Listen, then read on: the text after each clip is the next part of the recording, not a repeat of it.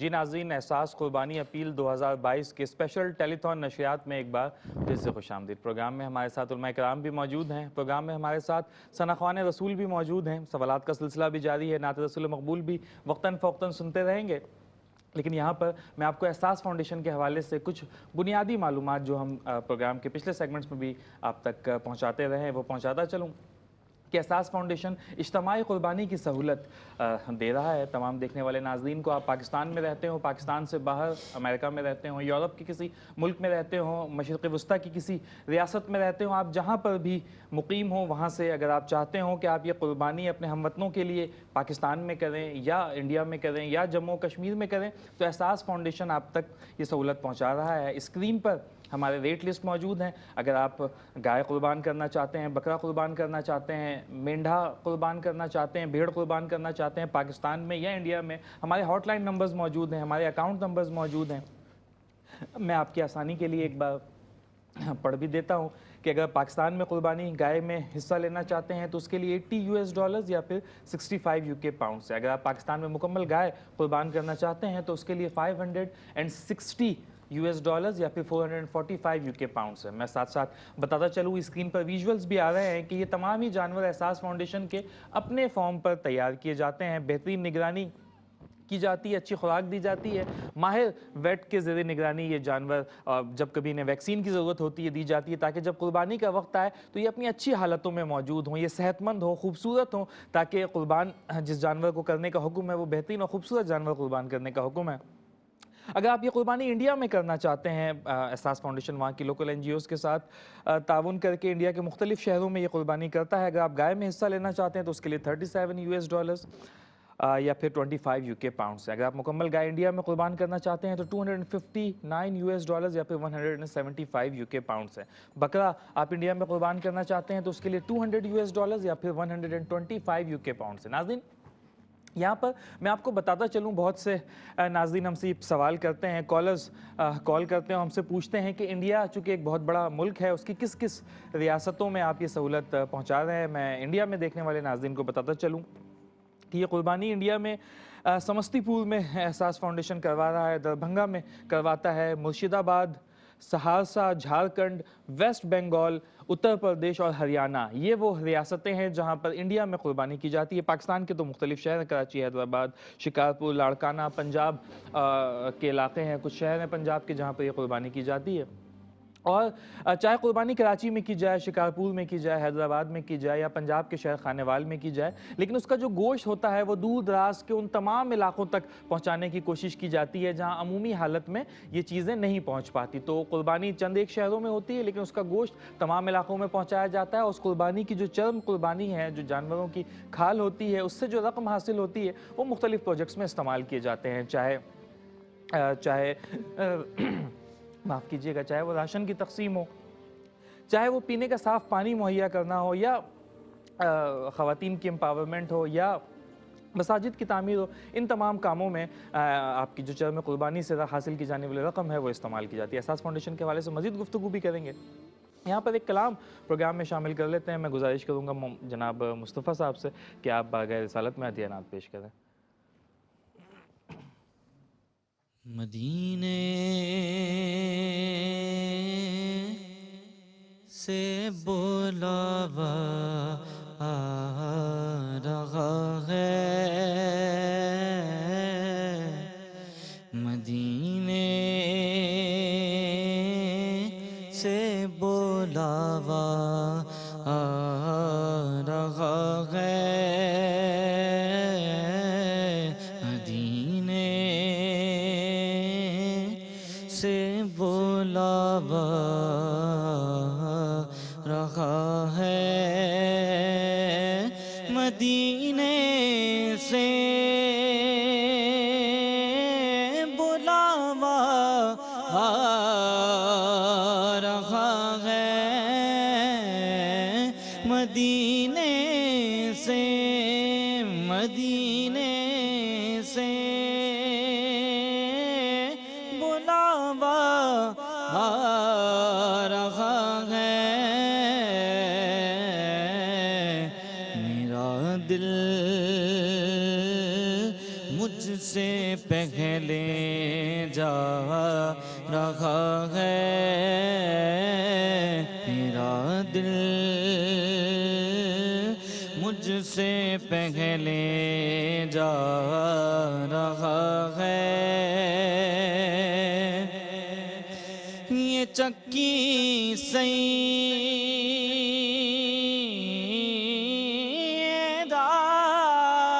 کی چل رہی ہے، یہ چکی سیدہ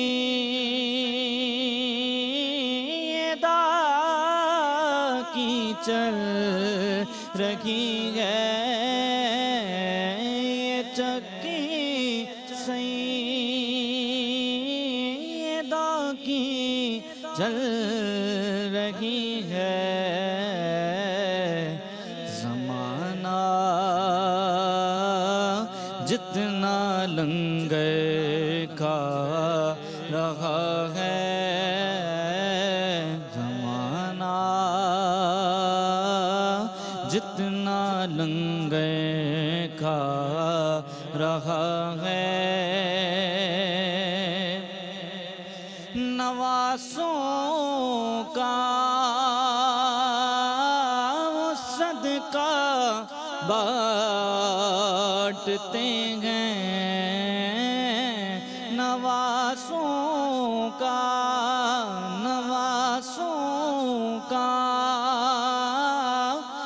صدقہ بانٹتے ہیں، زمانہ ان کا صدقہ کھا رہا ہے، زمانہ ان کا صدقہ کھا رہا ہے، اور یہاں مرضی نہیں چلتی کسی کی، یہاں مرضی نہیں چلتی کسی کی، مدینے والا ہی بلوا رہا ہے، مدینے والا ہی بلوا رہا ہے، مدینے والا ہی بلوا رہا ہے، میرا دل بھی تو اپنے ساتھ لے جا، میرا دل بھی تو اپنے ساتھ لے جا، اکیلا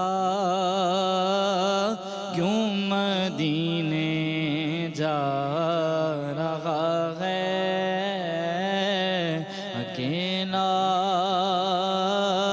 کیوں مدینے جا رہا ہے،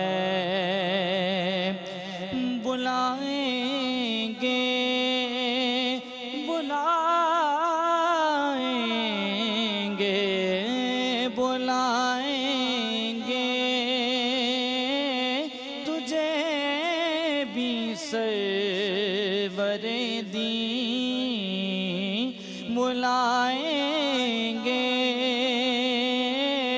تجھے بھی سرور دین، دل محمود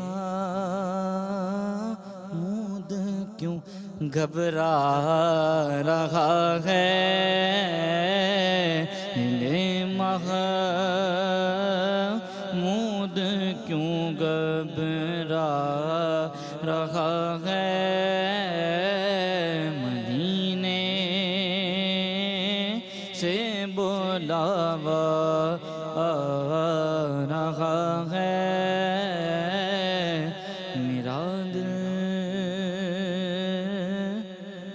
مجھ سے پہلے جا رہا ہے۔ بہت ہی خوبصورت کلام، بہت ہی خوبصورتی کے ساتھ پیش کیا، ماشاءاللہ مزہ آ گیا۔ ناظرین، پروگرام میں گفتگو کے سلسلے کو آگے بڑھائیں گے، علماء کرام کی جانب چلتے ہیں، ان سے سوالات کا سلسلہ ایک بار پھر سے شروع کرتے ہیں۔ ڈاکٹر اشرف صاحب، آپ سے پوچھنا چاہوں گا کہ قربانی کا جو جانور ہوتا ہے اس کے حوالے سے جب قربانی کا وقت آتا ہے تو یہ خبریں گردش کرنے لگتی ہیں، خبریں نہیں، آپ یوں کہہ لیجئے کہ بیانیہ گردش کرنے لگتا ہے، اور بہت سے لوگ لبرل قسم کے لوگ یہ اعتراض اٹھاتے ہیں کہ بھئی کیا ضرورت ہے لاکھوں روپے قربانی میں، بلکہ وہ تو یہاں تک کہا جاتا ہے کہ برباد کرنے کی کیا ضرورت ہے، لاکھوں روپے قربانی میں آپ برباد کر رہے ہیں، اسی پیسے کو کسی دوسرے نیک مصرف میں استعمال کر دیجئے، کہیں پینے کا صاف پانی میسر کروا دیجئے، کہیں ٹھنڈے پانی کا کولر لگا دیجئے، کہیں کسی غریب کی بیٹی کی شادی کروا دیجئے۔ یہ کچھ چیزیں ہیں جو لوگوں کو بقرعید کے ہی دنوں میں یاد آتی ہیں، اور وہ یہ بیانیہ بناتے ہیں کہ قربانی کے بجائے یہ کام کر دیجئے۔ تو اس حوالے سے ذرا ارشاد کیجئے گا۔ دیکھیں، ہر چیز کو اللہ سبحانہ تعالیٰ نے جو ہے وہ رکھا گیا ہے، جیسے کہ شادی کے معاملات ہیں، چیزیں کنویں کے معاملات ہیں، جہاں پر جس چیز کی تو قربانی ہمیں ایک فرائض اس کے واجبات پہ دیا گیا، اور اس میں الحمدللہ ہمیں قربانی اگر دیا گیا ہے، وہ ابھی تھوڑی دیر پہلے یہی بات ہو رہی تھی کہ جب جس چیز کے بارے میں ہمیں واجب کر دیا گیا ہے کہ آپ نے یہ کرنا ہے، تو پھر ہمیں اس میں دکھاوے کیا اور ان سب چیزوں کے معاملات سے نہیں ہونا ہے۔ یہ ہے کہ اچھا کچھ چیزیں یہ بھی ہیں کہ ہمارے یہاں ایک کانسیپٹ یہ بھی ہے کہ قربانی کے جانور کے حوالے سے، کہ اس کو ذبح کے حوالے سے جو چیزیں ہیں کہ وہ ہم اس کو تکلیف کیوں دیتے ہیں۔ ایسا ہے کہ علماء کرام کچھ غیر مقلد یا غیر مسلم علماء کرام نے کچھ سوالات مجھ سے بھی کیا کہ اس حوالے سے کہ یار آپ لوگ جو جانور کو ذبح کرتے ہیں اس کو اذیت کیوں دیتے ہیں؟ تو سب سے پہلے سوال کیا تھا کہ یہ بتائیں کہ واٹس میننگ حلال، حلال کیا ہے؟ حلال تو ہمارے ذات اور ہمارے کانسیپٹ میں حلال کا جو تعلق ہے وہ صفائی سے ہے۔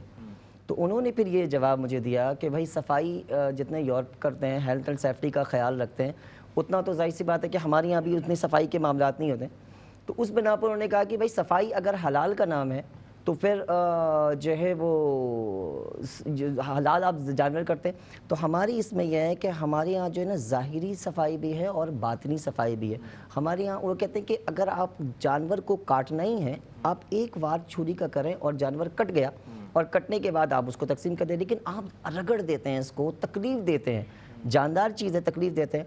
تو ہمارے جو اسلام میں جو چیزیں رکھی گئی ہیں، سبحان اللہ، بہت پیاری چیز رکھی گئی ہے جو ہماری سنت طریقے سے، جب ہم جانور کے اس پہ گردن پہ چھری چلاتے ہیں اور اس کے بعد جب اس کو رگڑ دیتے ہیں تو اس کے جسم کا پورا خون جو ہے وہ باہر نکل آتا ہے۔ اب وہ جب باہر خون نکل آتا ہے تو وہ جو اس کا گوشت ہوتا ہے وہ ہمارے لیے صحت کے لیے بہتر ہوتا ہے، مضر ہوتا ہے، یعنی کہ بہتر ہوتا ہے۔ اور اگر وہ کٹ دینے کے بعد وہ خون باہر نہیں نکلتا اور اندر رہ جاتا ہے تو وہ گوشت ہمارے لیے صحت کے لیے بہتر نہیں ہوتا، تو مضر صحت ہوتا ہے۔ تو اسی لیے ہمارے یہاں جو ہے جانور کو رگڑ دینے کا جو تعلق ہے، تیز سے چھری چلانا اور جانور کا تڑپنا، جو شامی صاحب بیان فرمائیں گے، تو جو رگڑ دینے کے بعد جو تڑپنا اس کا ہے اور اس تڑپنے سے خون کا نکل جانا جو ہے وہ ہمارے لیے ظاہری صفائی بھی ہوتا ہے اور پھر باطنی صفائی بھی ہوتا ہے۔ بہت خوبصورت بات علامہ صاحب نے کی کہ ایک تو جانور حلال جانور کا ہونا یہ ایک علیحدہ بات ہے، اور جانور کو حلال کرنا یہ ایک پورے پروسیس کا نام ہے جس کو علامہ صاحب نے جس کا ذکر بھی کیا۔ علامہ صاحب اپنے گفتگو میں جب یہ کہہ رہے تھے کہ ان سے کسی غیر مسلم اسکالر نے یہ بات کی کہ اگر صفائی ہی مقصد ہے حلال کرنا تو یہ تو یورپ میں بہت اچھا ہوتا ہے، تو یقیناً یہ بات سن کر کہیں ہمارے دماغ کے کسی گوشے میں کوئی گھنٹی تو بجی اور ہمارے دل کے کسی نہا خانوں میں کوئی ایک افسوس کا وہ مادہ تو آیا کہ واقعتاً ایسا ہے کہ وہ جو اسلام کی بنیادی اساس تھی، صفائی نصف ایمان ہے، ایمان کا آدھا حصہ ہی صفائی کو قرار دے دیا گیا، اور اس کے علاوہ دوسری اور بہت سی چیزیں، سچائی ہو، قانون کی پاسداری ہو، اخلاق ہو، یہ وہ چیزیں ہیں جس کی اسلام میں بہت قدر و منزلت ہے۔ اقبال نے کہا تھا کہ کتابیں اپنے آبا کی وہ نادر علم کے موتی، جو دیکھیں ان کو یورپ میں تو جی ہوتا ہے سی پارا۔ تو حقیقتاً ایسا ہی ہے کہ آج وہ تمام سنہری اصول اسلام کے ہم چھوڑتے چلے جا رہے ہیں اور اغیار اسے اپناتے چلے جا رہے ہیں، اور یہی وجہ ہے کہ وہ دنیا میں ترقی پاتے جا رہے ہیں اور ہم پیچھے رہتے چلے جا رہے ہیں۔ بہرحال प्रोग्राम में गुफ्तगू के सिलसिले को आगे बढ़ाते हैं। डॉक्टर साहब, आप ये इरशाद फरमाइएगा कि जानवर जो हलाल करते हैं, कुर्बान करते हैं, तो ये कॉन्सेप्ट किया जाता है कि भाई ये तो तुम जानवरों को तकलीफ़ पहुंचाते हो, लाखों जानवर जो हैं वो दुनिया में एक ही दिन में या 2 दिनों में कुर्बान कर दिए जाते हैं, और तो इस्लाम तो अमन का दर्स देता है, लोग इस तरह से भी बातें करते हैं, अगरचे वो बुज़दिलों को देता है इस्लाम। हमने तो इससे पहले कभी ऐसा नहीं सुना था कि इस्लाम अमन का दर्स देता है। अमन का दर्स भी देता है, लेकिन जब तलवार उठानी हो तो इस्लाम उसका दर्स भी देता है, जब जहाद करना हो तो इस्लाम उसका दर्स भी देता है। बहरहाल कुर्बानी के हवाले से एक एतराज़ ये भी किया जाता है कि क्या ज़रूरत है जानवरों को इस कदर तकलीफ़ पहुँचाने की, तो ठीक बात है, ये एतराज़ दुरुस्त है? हज़रत आयशा सिद्दीक़ा तय्यबा ताहिरा रज़ी अल्लाह तआला अन्हा ने फरमाया कि नबी करीम अलैहिस्सलाम ने फरमाया, मा अमिल आदमियुन मिन अमलि यौमिन नहरी अहब्ब इलल्लाहि मिन इहराक़िद दम। हुज़ूर ने फरमाया कि बनी आदम का कोई भी अमल कुर्बानी के दिन कुर्बानी के जानवर को ज़िबा करने से ज़्यादा महबूब है। अय्याम नहर में इससे बढ़कर कोई अमल रब ताला को अमल पसंद महबूब नहीं है। यानी इंसान उसकी जगह मुर्गी को सदका कर दे, इसकी जगह जो है वो कोई भी अमल कर दे। फ़र्ज़ इबादतें भी वो अपनी जगह फ़राइज़ तो अदा करने ही, लेकिन कुर्बानी के जो अय्याम है, अय्याम नहर है, महबूब उसमें वो कुर्बानी के जानवर का खून बहाना है। अच्छा। तो जब जानवर का खून बहाएंगे तब जाके ये कुर्बानी के हुक्म पर अमल होगा। तो सिर्फ ये एतराज़ कर देना कि आप उसकी जगह कुछ रुपए दे दें या गरीब बच्ची की शादी कर दें, ये एक बेजा एतराज़ है। रसूल करीम ने ख़ुद जब कुर्बानी फरमाई है, नबी करीम ने जब ख़ुद कुर्बानी की तालीम दी, हज़रत इब्राहीम अलैहिस्सलाम ने जब हमें कुर्बानी करके हमें सिखा दिया मेंढे को ज़ुबह करके, तो यकीनन जानवर का खून बहाना है।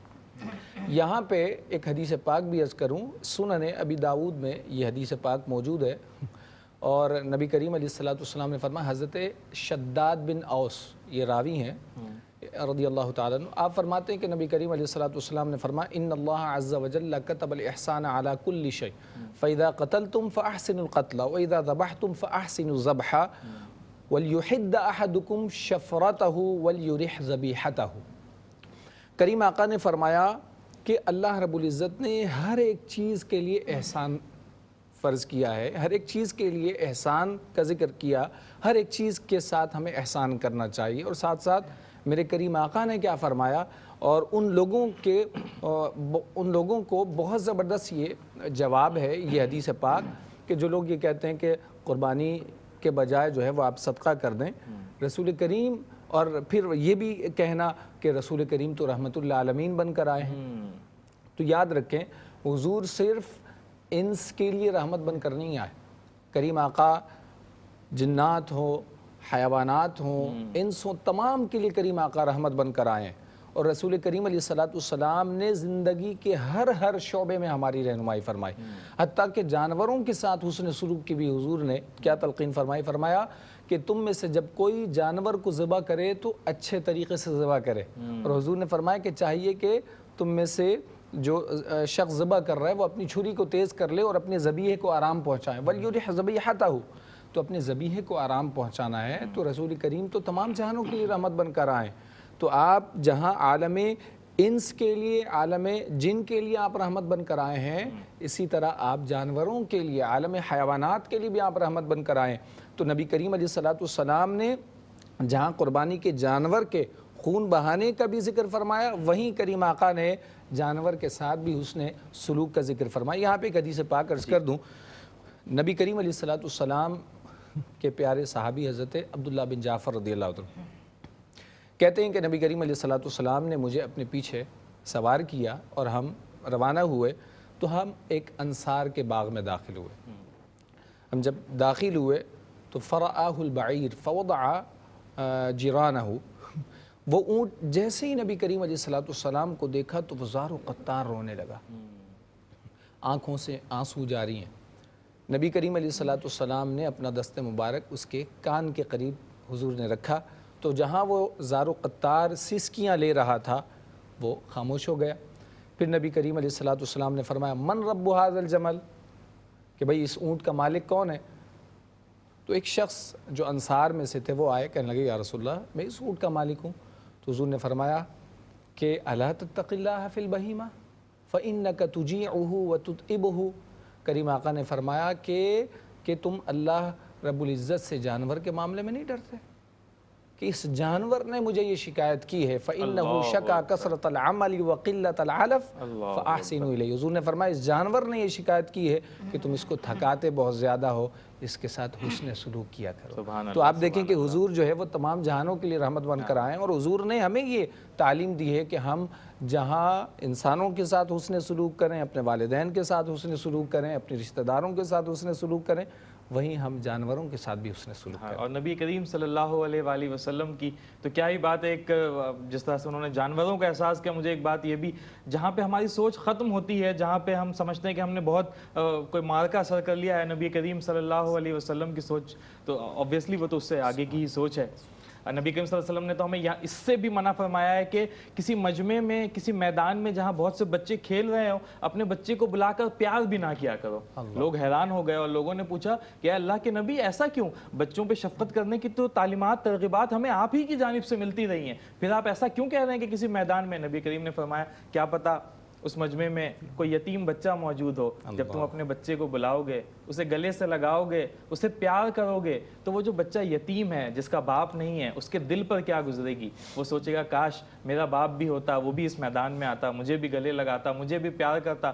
تو اس بچے کے دل کو پہنچنے والی مستقبل کی اس تکلیف کا ادراک بھی نبی کریم صلی اللہ علیہ وآلہ وسلم نے پہلے فرمایا اور ہمیں اس سے روک دیا۔ تو ہم خوش قسمت ہیں بلا شبہ کہ ہم نبی کریم صلی اللہ علیہ وآلہ وسلم کی امت میں سے۔ اور جس طرح سے علامہ صاحب نے ارشاد فرمایا اس بیانیے کے حوالے سے، یقیناً یہ شیطانی بیانیہ ہے کہ قربانی کے بجائے آپ اس پیسے کو صدقہ کر دیجئے، کسی غریب کی شادی میں خرچ کر دیجئے، کسی اور دوسرے نیک کام میں خرچ کر دیجئے۔ آپ مجھے بتائیے کہ اسلام نے ہمیں کب منع کیا ہے کہ آپ قربانی کریں اور سارا سال پھر دوسرا کوئی بھی نیک کام نہ کریں؟ اسلام نے کب روکا ہے؟ آپ قربانی کیجئے، اس کے بعد آپ کسی غریب کی بیٹی کی شادی میں مدد کرنی ہو آپ تب بھی کیجئے، آپ نے کہیں پانی صدقہ کے طور پہ پانی پہنچانا ہو تب بھی پہنچائیے، کسی بچے کی تعلیم میں مدد کرنی ہو پھر بھی پہنچائیے۔ یہ شیطانی بیانیہ ہے، شیطان جو ہمیں بہکاتا ہے نا، شیطان کے بہکانے میں برے ذرائع سے کم بہکاتا ہے، اچھی شکلوں میں شیطان ہمیں زیادہ بہکاتا ہے، اچھی اچھی تعویلیں پیش کرتا ہے، اچھی اچھی صورتیں پیش کرتا ہے کہ اس کام سے دیکھو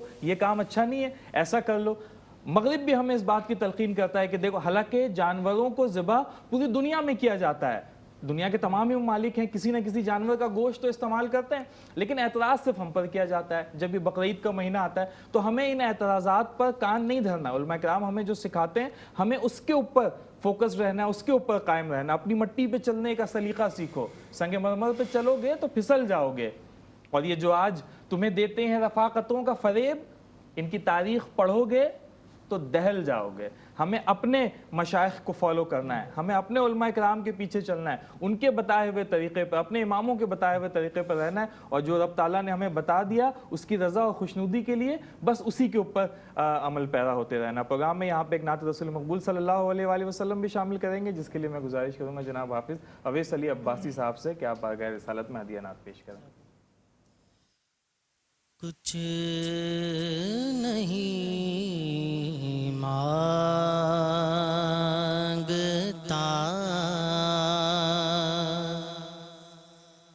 کچھ نہیں مانگتا، شاہوں سے یہ شیدا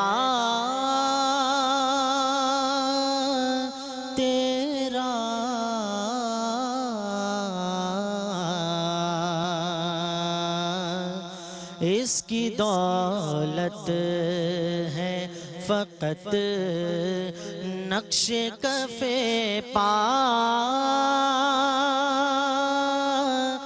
تیرا، اس کی دولت ہے فقط نقش کف پا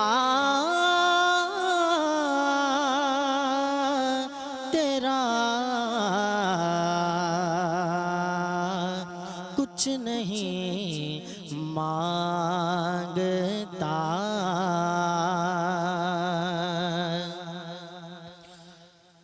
دستگیری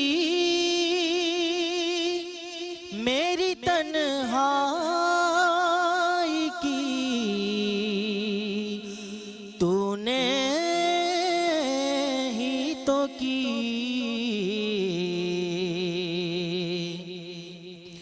دستگیری میری تنہائی کی تو نے ہی تو کی، میں تو مر جاتا اگر ساتھ نہ ہوتا تیرا،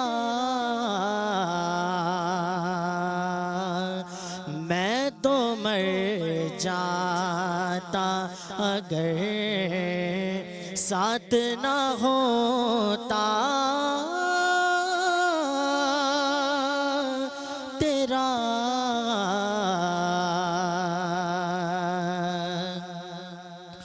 لوگ کہتے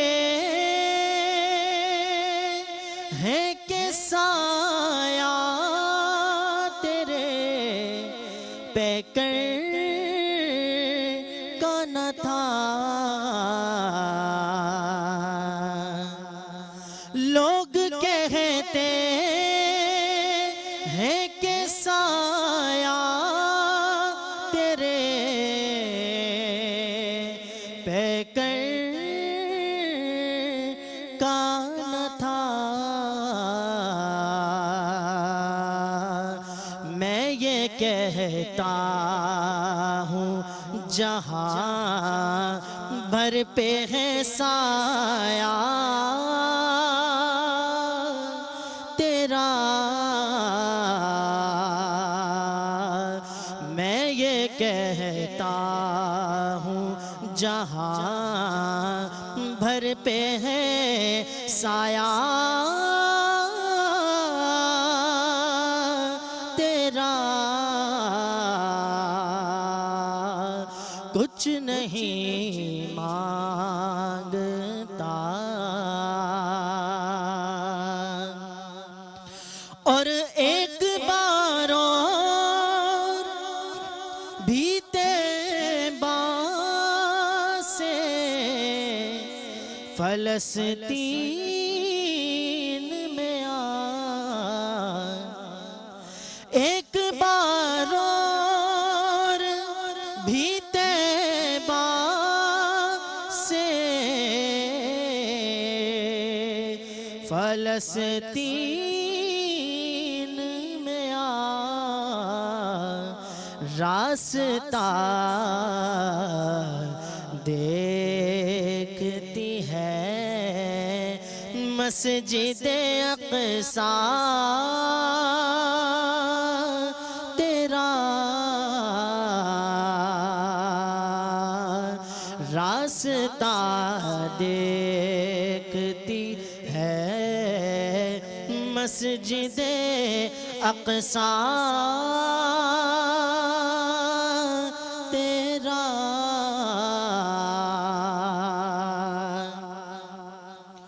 پورے قد سے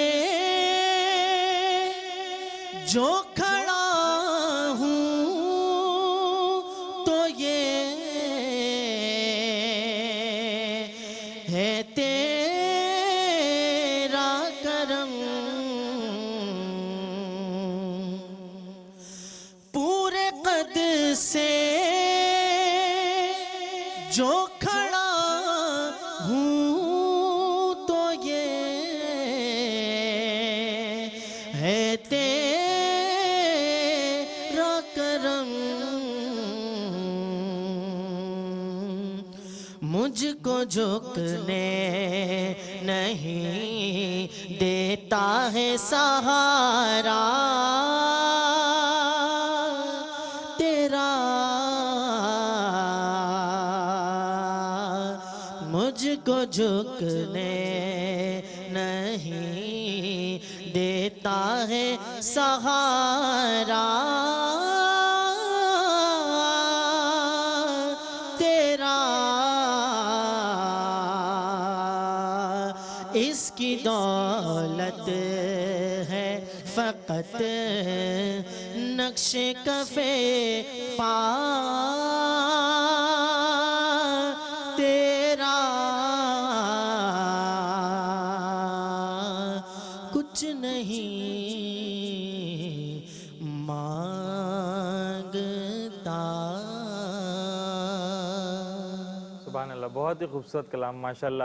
نعت رسول مقبول نبی کریم صلی اللہ علیہ وآلہ وسلم کی بارگاہ میں پیش کر رہے تھے. پروگرام گفتگو کے سلسلے کو آگے بڑھائیں گے، اور جس طرح سے ہم پہلے بات کر رہے تھے کہ قربانی کے بجائے کوئی دوسرا نیک عمل کر لینا، تو کیا اس سے قربانی جو ہم پر واجب ہے کیا یہ پورا ہو سکتا ہے، اور کیا وہی ثواب ہمیں مل جائے گا؟ تو علماء کرام نے ہماری رہنمائی فرمائی کہ یقینی طور پہ ایسا نہیں ہو سکتا. مجھے ایک واقعہ یاد آتا ہے حضرت ربیع بن سلیمان رحمۃ اللہ علیہ کا، کہ جب انہوں نے مختصراً یہ واقعہ بیان کرتا ہوں کہ جب انہوں نے ارادہ فرمایا کہ مجھے حج کرنا ہے، اپنے بھائی کے ساتھ عازم سفر ہوئے اور سفر کرتے کرتے کوفہ پہنچے. تو قافلہ کوفے میں کچھ دیر کے لیے ٹھہرا. انہیں کچھ سامان کی خریداری کے غرض سے بازار جانا ہوا. تو بازار میں جا کر کیا دیکھتے ہیں کہ ایک جانب ایک جانور مرا ہوا پڑا ہے، اور ایک عورت چاقو سے اس کا گوشت کاٹ رہی ہے اور اس گوشت کو کاٹ کر تھیلے میں جمع کرتی جا رہی ہے. حضرت ربیع بن سلیمان رحمۃ اللہ علیہ کو بہت زیادہ حیرانگی ہوئی کہ یہ شخص، یہ عورت یہ مردار کا گوشت کیوں کاٹ کر رکھ رہی ہے، جبکہ مردار کھانا تو ہمارے مذہب میں بھی اور دنیا کے تمام مذہب میں مردار کا گوشت کھانا منع ہے. تجسس کے مارے اس عورت کے پیچھے ہو لیے. دیکھتے ہیں کہ وہ عورت گوشت کے اس تھیلے کو لے کر اپنے گھر پہ جاتی ہے اور اپنی بچیوں کو دے کر کہتی ہے کہ اسے پکا لو. حضرت ربیع بن سلیمان سے رہا نہیں جاتا، دستک دیتے ہیں، گھر کے اندر تشریف لے کر جاتے اور کہتے ہیں کہ خاتون کیا تم نہیں جانتی کہ مردار کا گوشت کھانا حرام ہے، مردار کا گوشت نہیں کھایا جا سکتا؟ اس عورت نے کہا کہ ہم آل رسول ہیں، ہم خانوادہ نبوت میں سے ہیں، ہم اس بات کو جانتے ہیں، ہم جانتے ہیں کہ مردار کا گوشت نہیں کھایا جا سکتا، لیکن ہم جس حالت میں ہیں 4 دنوں کا فاقہ ہے، ہم پر اس مجبوری کے عالم میں یہ مردار کا گوشت جائز ہے. یہ سننا تھا ربیع بن سلیمان رحمۃ اللہ علیہ کے آنکھوں سے آنسو روا ہو گئے، اپنے جذبات پر قابو نہیں رکھ پائے، واپس آئے اور اپنے بھائی سے کہنے لگے کہ اب مجھے حج نہیں کرنا، اب میرے پاس جو کچھ بھی ہے وہ میں بجائے اس کے کہ حج کے سفر پر خرچ کروں، میں ان کی مدد کرنا چاہتا ہوں. بھائی نے سمجھایا کہ جب آ ہی گئے ہو تو حج کر لو، ان کی مدد کسی اور طریقے سے کر لینا. لیکن حضرت ربیع بن سلیمان اپنے عہد پر قائم رہے، اور ان کے پاس اس وقت بتایا جاتا ہے کہ 600 درہم موجود تھے. وہ جاتے ہیں 100 درہم کا آٹا خریدتے ہیں، 100 درہم کا کپڑا خریدتے ہیں، اور باقی 400 درہم آٹے میں چھپا کر اس عورت کے گھر پر جا کر دے آتے ہیں. وہ عورت اس آٹے کو دیکھتی ہے، کپڑے کو دیکھتی ہے، بہت خوش ہوتی ہے اور اسے دعا دیتی ہے. حالانکہ وہ عورت نہیں جانتی تھی کہ یہ شخص حج پہ جا رہا ہے. اسے دعا دیتی ہے کہ اللہ تجھے مقبول حج کا ثواب عطا کرے.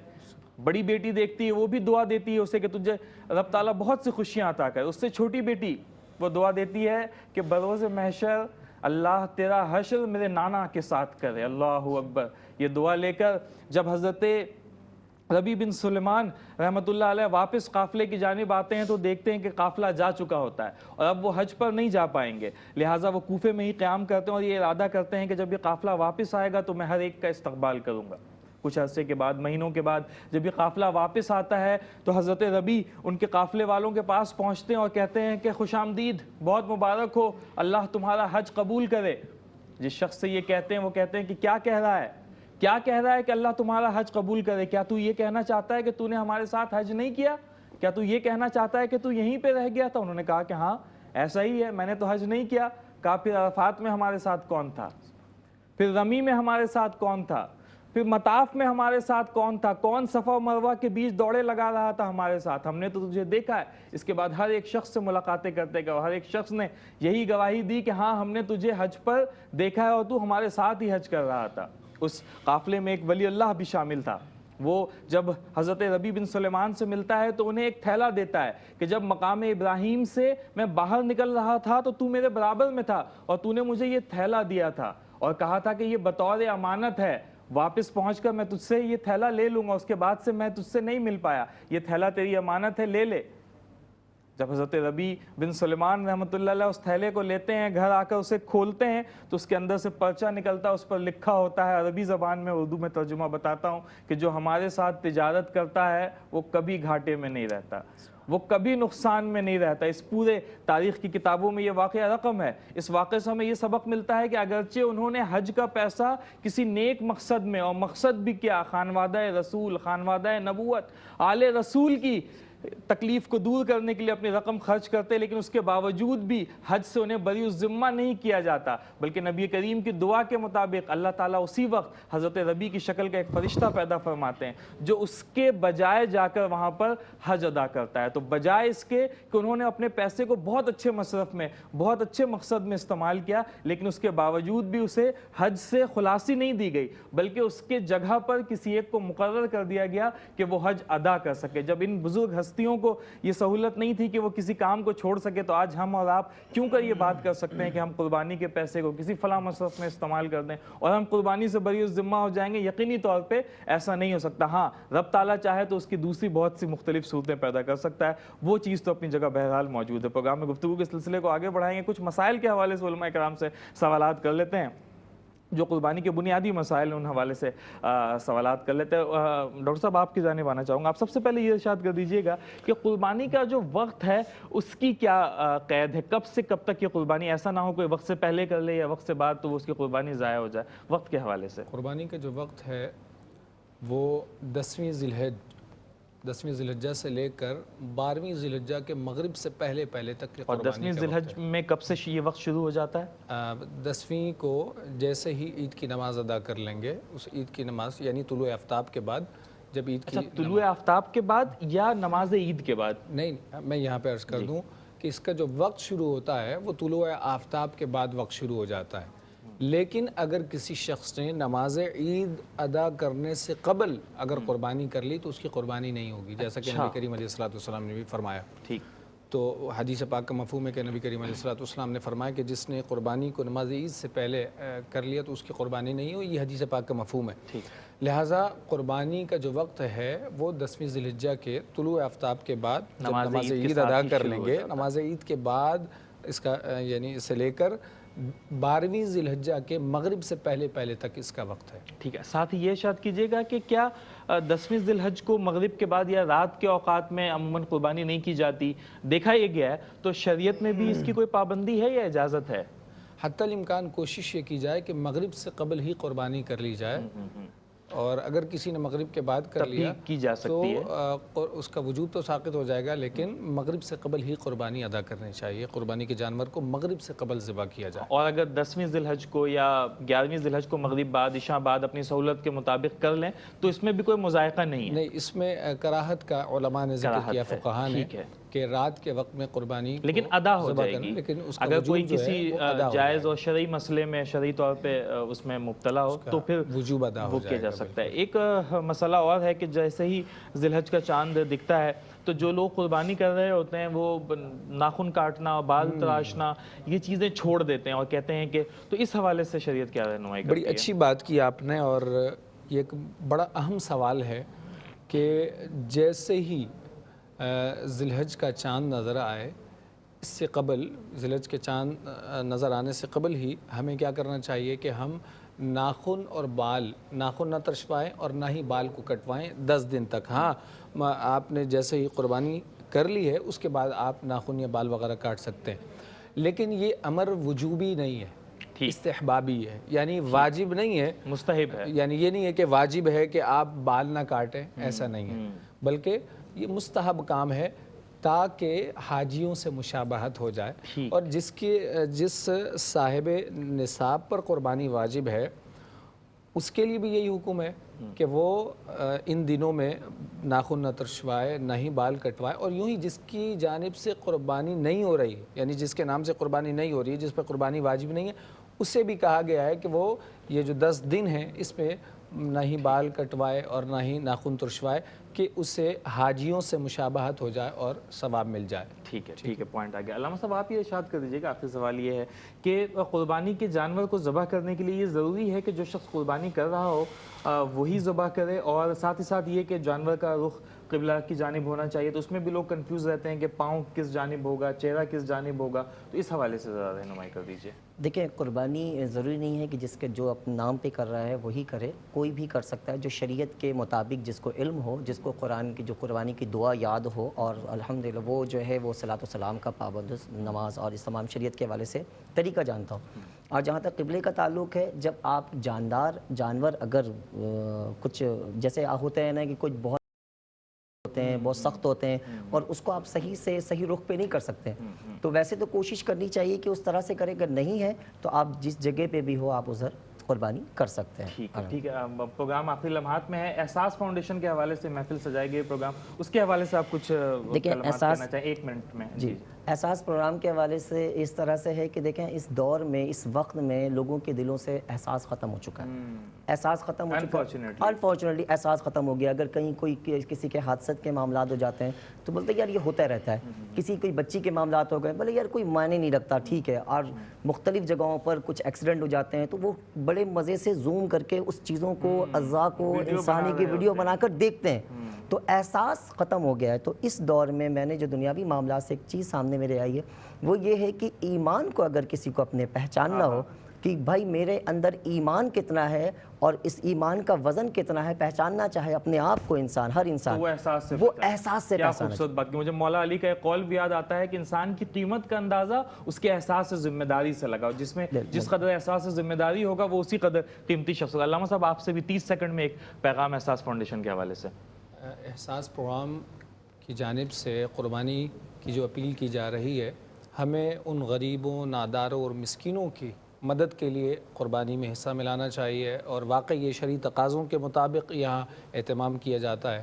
یقیناً یہ ہمارے لیے ایک بہت بڑا خیر کا سبب ہے، ہمیں اس میں حصہ ملانا چاہیے. بالکل، بہت خوبصورت بات علامہ صاحب نے کی. ناظرین، پروگرام کا وقت یہاں پر ختم ہوا جاتا ہے. جانے سے پہلے میں آپ تک یہ بتاتا چلوں کہ قربانی ہمیں یہ درس دیتا ہے ایثار کا، اور یہ فلسفہ ہے. قربانی فلسفہ ہی ایثار کا ہے. ہم جہاں قربانی کر رہے ہیں، ہم اتنے پیسے اس کام میں خرچ کر رہے ہیں، تو ہم اچھی نیتوں کو بھی قربانی میں شامل کر لیں. تو رب تعالیٰ دیکھیں، دین تو ہمارا ضابطہ حیات ہے نا، ہمیں ہر پہلو کے حوالے سے بتاتا ہے. جانور کو سجانے میں بھی کوئی ممانعت نہیں ہے، جانور بہتر سے بہتر لیا جائے، خوبصورت لیا جائے، لیکن ہر ایک چیز میں جو اپنا نظریہ رکھا جائے، جو اپنے دل کے اندر، جسے اخلاص کہہ لیجئے، کہ اپنے دل میں اخلاص یہ پیدا کیا جائے کہ میں یہ جو قربانی کر رہا ہوں، جانور خوبصورت بھی لوں گا، سجاؤں گا بھی، بچوں کے لیے گھماؤں گا، پھراؤں گا بھی، لیکن میں یہ کام کر رہا ہوں محض رب تعالیٰ کی رضا کے لیے، محض رب تعالیٰ کی خوشنودی کے لیے. یہاں پہ پروگرام کا وقت ختم ہوا جاتا ہے. جانے سے پہلے نعت رسول مقبول صلی اللہ علیہ وآلہ وسلم بھی شامل کریں گے، اور میں اپنے مہمانوں کا بھی شکریہ ادا کروں گا کہ آپ لوگ اپنے قیمتی وقتوں میں سے وقت نکال کر یہاں پہ تشریف لائے. اپنے میزبان سید عمران ودود کو اجازت دیجیے. اللہ حافظ. کرم آج بالائے بام آ گیا ہے، کرم آج بالائے بام آ گیا ہے، کرم آج بالائے بام آ گیا ہے، زباں پر محمد کا نام آ گیا ہے، زباں پر محمد کا نام آ گیا ہے، زباں پر محمد کا نام آ گیا ہے. اور میرے پاس کچھ بھی نہ تھا روز محشر، میرے پاس کچھ بھی نہ تھا روز محشر، نبی کا وسیلہ ہی کام آ گیا ہے، نبی کا وسیلہ ہی کام آ گیا ہے. اور مزہ جب گئے سرکار محشر میں کہہ دے، مزہ جب گئے سرکار محشر میں قید وہ دیکھو ہمارا غلام آ گیا ہے، وہ دیکھو ہمارا غلام آ گیا ہے، وہ دیکھو ہمارا غلام آ گیا ہے، اور مجھے مل گئی دونوں عالم کی شاہی، مجھے مل گئی دونوں عالم کی شاہی، میرا ان کے منگتوں میں نام آ گیا ہے، میرا ان کے منگتوں میں نام آ گیا ہے، درودوں کی بارش ہے کون و مکان میں، درودوں کی بارش ہے کون و مکان میں، کہ آج انبیاء کا امام آ گیا ہے، کہ آج انبیاء کا امام آ گیا ہے، چراغ ہوا بز میں ہستی میں خالد، چراغ ہوا بز۔ ناظرین، اگر آپ ایسی ہی مزید ویڈیوز دیکھنا چاہتے ہیں تو ہمارا ARYQTV کا چینل سبسکرائب کیجئے اور بیل آئیکن کا بٹن دبانا نہ بھولیے تاکہ آپ سے کوئی پسندیدہ پروگرام مس نہ ہو جائے۔